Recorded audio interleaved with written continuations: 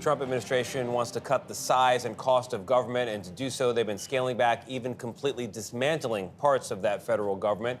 It's only been 2 weeks, a little bit more so, for President Trump since he's been back in office, and he's done a lot already. He's trying to shut down USAID, which provides billions of dollars in humanitarian aid to developing countries. He's also giving payouts to civil servants who agree to voluntarily resign from their post, deadlines tonight, and ordering a spending freeze on federal assistance programs, which has already been challenged in court. We're going to see a lot of that as well. And it looks like we're getting started, and more is coming. Here is the president talking about another agency potentially on the chopping block. Listen.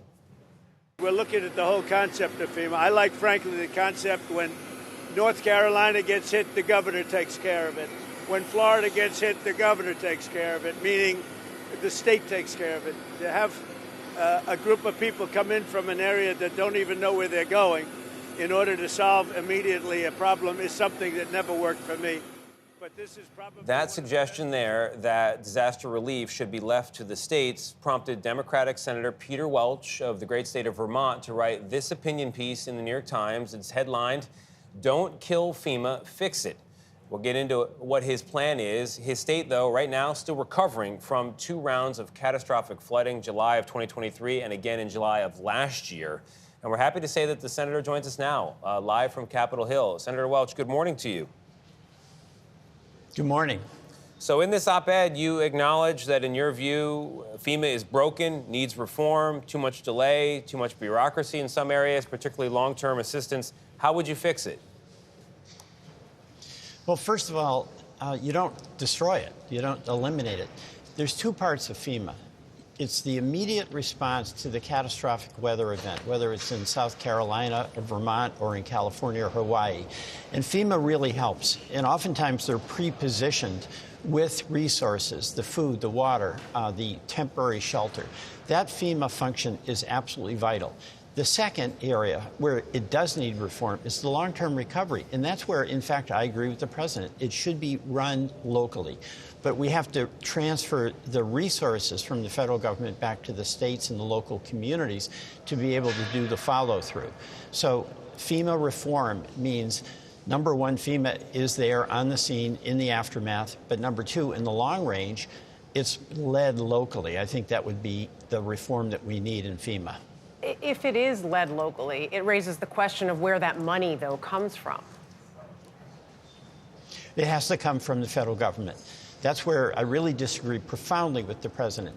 You know, the state of Hawaii, when they had those horrible floods, the state of Vermont, when we had these catastrophic floods in July of 23 and 24, and then in South Carolina, that Hurricane Helene, those states, those property taxpayers, they don't have the resources. And what we've had with FEMA is really a compact among all of the citizens of the country that when your area gets hit by something beyond your control, a catastrophic weather event, we'll all be there. And I think we want to maintain that sense of unity, that we'll be there for one another. So federal resources are essential. You know, Senator, I want to talk about Congress and its relationship to this president. And by way of example, in the case of USAID, that's an agency created by Congress, funded by Congress, which controls the purse strings, and yet the president is unilaterally trying to freeze it for now, maybe shut it down.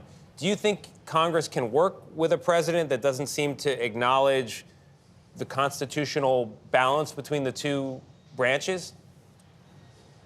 I don't.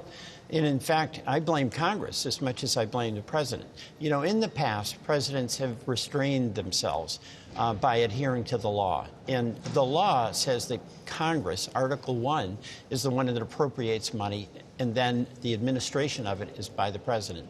What this president is doing, without any legal authority whatsoever, is saying he's picking and choosing. And actually, in the case of USAID, he's actually shutting it down.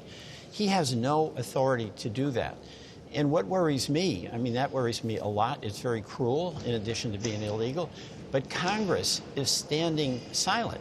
And we've got a Republican-led Congress now. But the institutional obligation each of us has, Republican and Democrats, is to make certain that we maintain the integrity of the Congress to be a check and balance in our system of government. Well, Senator, but people also want Congress, want the government to work as intended. And I've read reports on USAID, whether the money being spent, which has grown to more than $40 billion, it was $10 billion not that long ago, whether it's being effectively used. There's examples from Haiti where things were promised, not delivered as hoped for. There's research suggesting that many of the projects aren't even halfway successful by their own measurements. So do you see legitimate areas where the president and his people can say, hey, we can do better, or we should be doing things differently when it comes to aid? I absolutely do. In the accountability, the oversight with the president's involvement, this works, this doesn't, that's absolutely a fundamental responsibility that collectively we should take. But what we shouldn't do is abandon the checks and balances system of government that's so essential. I mean, what goes around comes around. And if you have this president basically disregarding congressional appropriations and asserting that he can decide where, when, and how to spend money, we get a Democratic president, that's going to happen. And the fact is that Trump won this election, something we acknowledge that he didn't acknowledge in 2020. But there's a lot of things that we can work together on, like immigration reform, like budgeting reform, even reform of USAID. But that has to be Congress doing its job. And my Republican colleagues, my view is it's really important for them. If they want to work with the president, fine, but they've got to insist that we not be stripped as a Congress of our legislative authority on appropriations. That is unheard of and very dangerous. You know, you talk about working together on these things, but what we have not seen in recent years, and certainly in the last few weeks, is that bipartisanship, and is that working together? What leads you to believe that that can change now and that that can happen?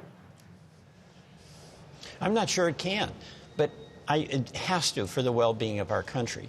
And, you know, it's why I make every effort to try to see if there is some way we can get something done together. Here, I'll tell you why that's so important. First of all, if we pass legislation in a bipartisan way, it tends to be more durable. Because what it means is you've actually had to engage with the minority party. We were the majority last time, they're the majority this time. But the whole concept of our constitutional order is that you build coalitions. And it also includes that the minority has a right to be heard. So what I found, and this is from my experience as a state legislator in Vermont, I was in the minority, I was in the majority. But we actually had the minority party oftentimes chairing committees. And it wasn't because we were, quote, good people and just wanted to get along. It was because we had a sense that if we got to a collective decision where there was some give and take, what we accomplished would be durable and enduring. Senator, Elon Musk right now seems to have an incredible amount of power and access. It can be hard from the outside to really understand how much. What's your level of concern right now, and what do you want voters to know about what's happening inside their government? My level of concern with Musk is DEFCON 5. I mean, this is terrible. He gave $280 billion to the president's campaign, all right? And now he is like running the operation. He sent 5 kids over to the Treasury Department. One of them was 19, not legal age to drink. And they were given access to Treasury Department computers. So they have access actually to your tax information, your Social Security information, and mine. Do I think that's reasonable? Absolutely not. It's totally outrageous. And it pains me, actually, that we don't have an outcry about that kind of abuse from our Republican colleagues, because we're just standing aside here as a private citizen who's got an enormous vested interest in working to get contracts from the federal government is running a rampage through our governmental agencies, including the Treasury Department. Absolutely unacceptable. All right, loud and clear. Hear you, Senator Welch. We really appreciate your time. On a lighter note, I rewatched the 80s movie Baby Boom with Diane Keaton. She moves to Vermont, and her life gets way better. That's the plot. Come on up. Yeah, okay. A little baby food for Tony coming up. Yeah. All right, Senator, thank you very much. Appreciate it.